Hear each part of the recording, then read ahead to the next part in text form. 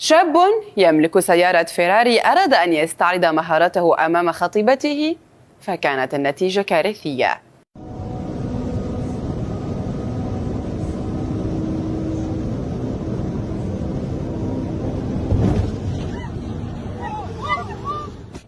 يظهر الفيديو الشاب وهو يقود بسرعة عالية تصل إلى 300 كيلومتر في الساعة، وهو برفقة خطيبته على الطريق العام في أحد شوارع تركيا، ليفقد فجأة السيطرة على السيارة، ما أدى إلى تعرضه لحادث مروع.